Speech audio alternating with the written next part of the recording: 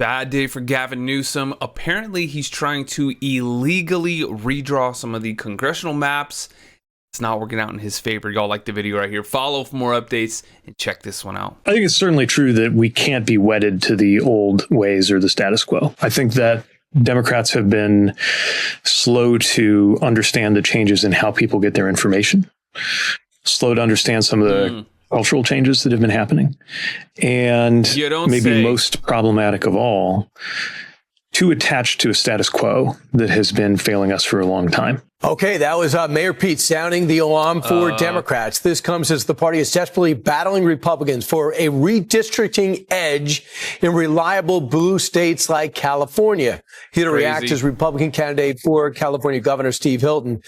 Steve, they say they're in response to what they're trying to do in Texas. Republicans are trying to squeeze out some more Republican districts in Texas. Can they do that in California? It is absolutely outrageous that Gavin Newsom is trying to do this in California. Even today, the electoral districts in California are totally gerrymandered in Democrats' favor. We voted in California in 2008 for independent redistricting. The Democrats hijacked that. So now, for 40% of the vote in California, Republicans only have 17% of the House seats. Gavin Newsom wants to make it even worse, so that Republicans have just 7% of the House seats for 40% of the vote. It's unconstitutional because the California Constitution says you can only change the districts once every 10 years. It's illegal because we have this independent so-called districting process. And so I've made it clear, if he tries to go ahead with this, I'm going to block it. I'm going to file a lawsuit. We're going to get an injunction. It can't happen.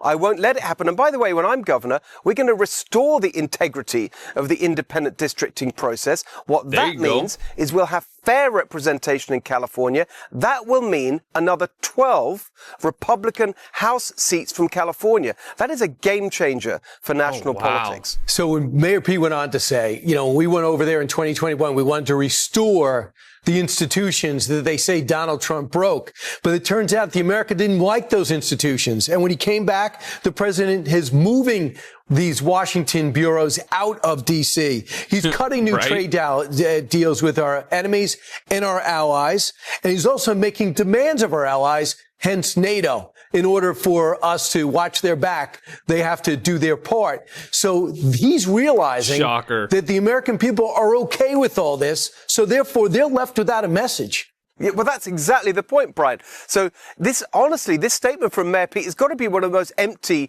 and idiotic things I've ever heard from a politician. He's saying, we don't like what Trump's doing, but we don't like what it was there before. We don't like what was there before. But what's his plan? He's got nothing to offer.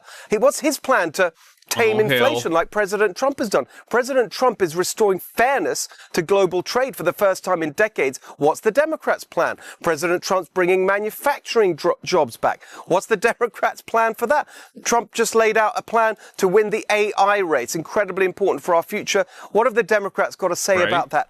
Absolutely nothing. Honestly, the Democratic Party's basically become a total joke. Mayor Pete looks like he's the punchline. Literally. But it's just so interesting that Silicon Valley is reported for duty in Washington to work for Trump because of the regulations and guardrails and restrictions that this cutting-edge Democratic Party put on that industry, crypto as well as AI. And the new old social media companies that work so hard against Republicans are saying, well, we're opening up our eyes now.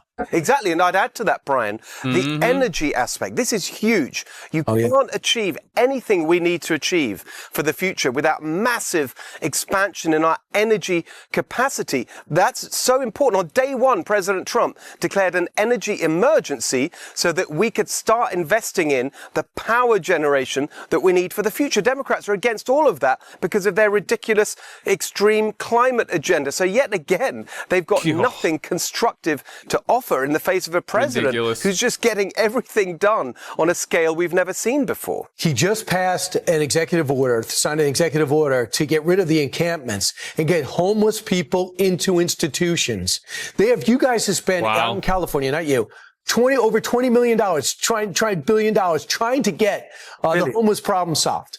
And they haven't even touched it. And now Trump has got to fix it. And then when it comes to energy, they used to try to neutralize Republicans by saying you're being irresponsible with oil and gas. And now people are saying we need all of it, including coal as well. And forget about windmills. You heard the president talk about windmills a lot over the last few days.